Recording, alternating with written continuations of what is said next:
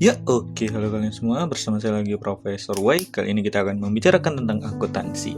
Di video sebelumnya kita sudah membicarakan tentang income statement atau mungkin pendapatan bersih, income statement. Dan sekarang kita akan berpindah ke terminologi yang kedua dari akuntansi, yaitu adalah balance sheet atau mungkin kalau dalam bahasa Indonesia neraca. Neraca apa namanya?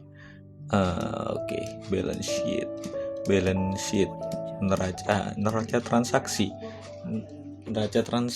kayaknya namanya ya.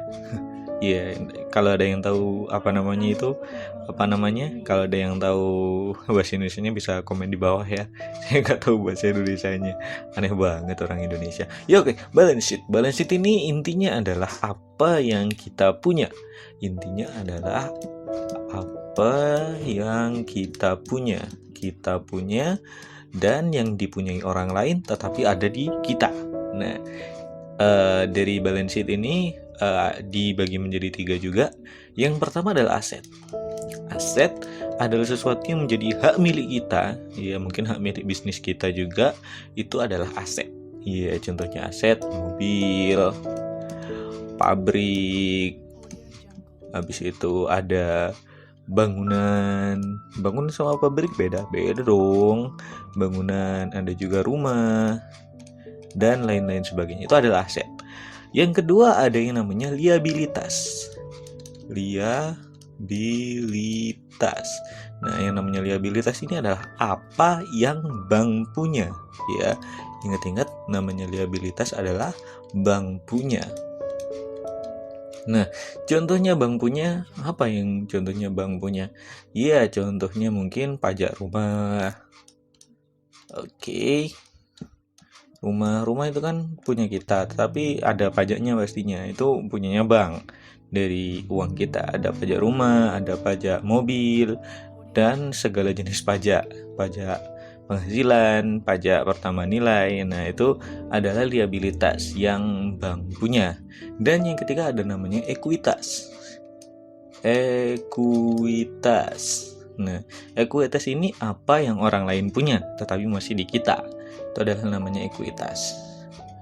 Orang lain punya, itu adalah ekuitas. Contohnya apa? Gaji orang lain, maksudnya bukan gaji kita, gaji orang lain. Ada kemudian namanya dividen.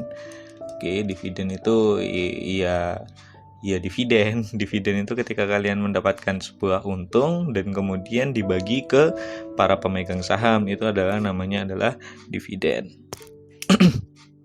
Nah, itu adalah dividen. Nah, ini adalah hal-hal yang harus kalian cantumkan ke dalam balance sheet. Ada aset, liabilitas, dan juga ekuitas. Nah, kemudian ketika kalian mengecek balance sheet ini, balance kan artinya seimbang ya, neraca seimbang. Artinya kalian juga harus tahu bahwa yang namanya aset itu pasti sama dengan liabilitas ditambah dengan ekuitas. Nah, ini adalah balance sheet. Kalian harus tahu bahwa aset itu sama dengan liabilitas dan ekuitas. Oke, nanti kita akan berbicara ini ketika kita di situ sudah menghadapi laporan keuangan yang di Excel sama seperti video sebelumnya. Dan untuk saat ini mungkin kita sudahi dulu. Kita sudah tahu mungkin balance sheet itu apa. Apa sih balance sheet itu? Yaitu adalah apa yang kita punya dan juga apa yang orang lain punya tapi ada di kita, itu adalah balance sheet. Nah, ini ada aset, ada liabilitas, dan juga ada ekuitas. Aset adalah barang yang benar-benar kita punya, liabilitas adalah barang yang di situ bank punya, dan kemudian ekuitas adalah yang punyanya orang lain tetapi masih ada di kita. Dan kemudian rumusnya adalah aset itu pasti sama dengan liabilitas ditambah dengan ekuitas. Ketika mungkin neraca ini tuh nggak sama, nggak balance, kok asetnya lebih besar, ya pasti di situ ada sedikit masalah pada perhitungan kalian. Entah masalah di mana itu.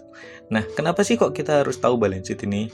Ya, ketika kita tahu apa yang kita punya dan neraca kita itu seimbang, ya pastinya kita di situ bisa merencanakan keuangan yang sehat.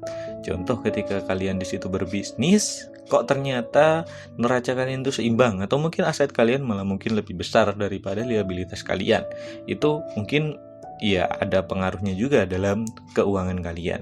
Nah, kalian ketika sudah mendapatkan balance sheet ini, kalian di situ bisa nanti memutuskan apa kebijakan dari bisnis kalian. Mungkin kita harus menambah jumlah produksi, atau mungkin kita harus menggalakkan pemasaran dan lain sebagainya. Intinya balance sheet di sini bisa kita gunakan sebagai patokan kita untuk di situ apa yang akan kita lakukan di masa depan. Kalau income statement itu bisa kita lakukan, ya bisa kita gunakan untuk melihat berapa sih kira-kira yang di situ kita hasilkan. Tapi kalau balance sheet, berapa yang di situ kita punya, dan apakah mungkin bisnis kita perlu dikembangkan lebih jauh lagi atau enggak. Ketika dikembangkan, mungkin apakah balance sheet ini akan condong ke aset atau ke liabilitas, itu juga harus dipertimbangkan. Nah, oke, mungkin untuk video kali ini kita cukup sampai sekian dulu. Di sini kalian sudah belajar tentang balance sheet, apa itu balance sheet, dan mengapa kita harus memerlukan balance sheet. Di video selanjutnya kalian akan mempelajari tentang bagaimana cara kita menyusun semua balance sheet dan sedikit contoh dengan Excel. Oke, terima kasih kalian semua sudah mendengarkan. Jangan lupa like dan subscribe untuk video selanjutnya tentang akuntansi dan laporan keuangan. Sampai jumpa.